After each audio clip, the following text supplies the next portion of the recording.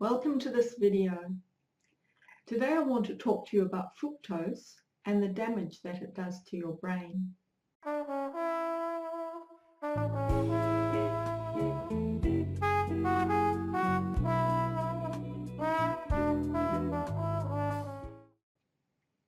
My name is Suzanne Perazzini and I'm the author of 2 low FODMAP cookbooks and the creator of 3 low FODMAP coaching programs. So the good news recently has been that the University of Michigan has done a research study which backs up the findings of the Monash University Research Centre about the role that the low FODMAP diet plays in eliminating your IBS symptoms.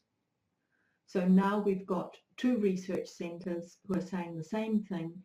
This news about the diet will spread throughout the medical world finally.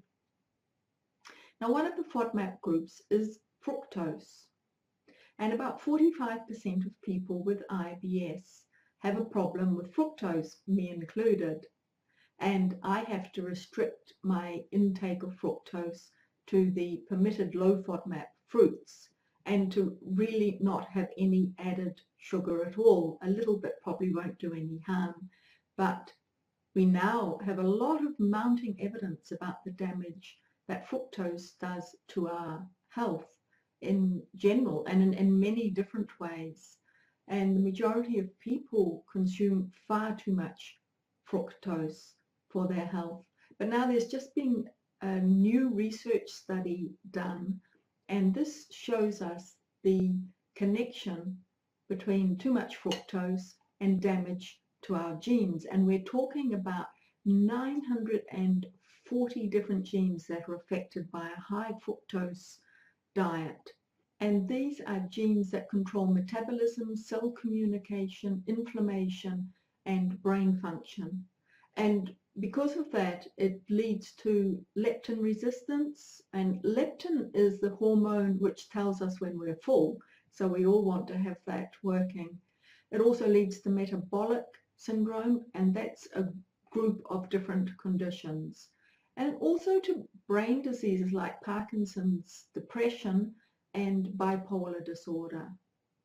So we already had some previous research that showed us that a high fructose diet damages the communication between the brain cells, and that it also increases the toxic molecules in the brain. And this all gradually reduces our ability to remember and to learn. Now, what can you do about this? Well, of course, you can restrict your intake of fructose, and in particular, check the ingredients on those processed foods.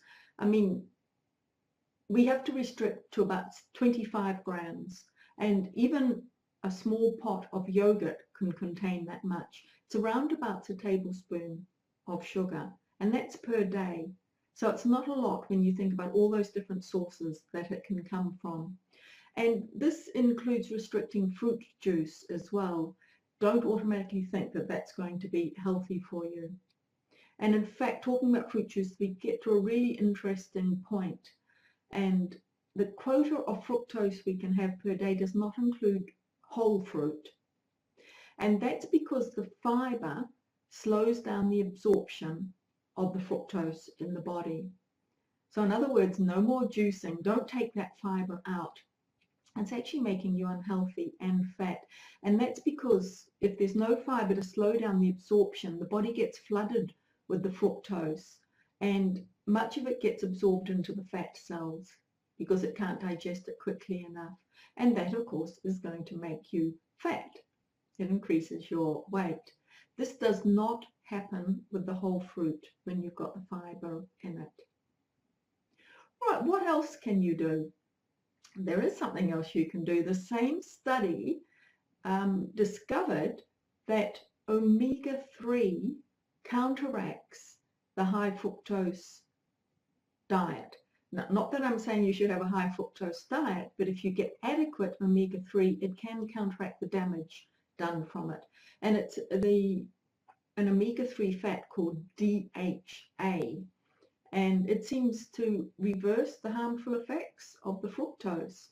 Now we can get this DHA from oily fish like salmon, mackerel, sardines, tuna, and also from milk fat like butter and lard, and also egg yolks also have a good amount of omega-3. Now you can get a little bit from flax seeds and chia seeds, the plant form, but only a little bit because it has to convert the vegetable form of omega-3, which is ALA, into the DHA.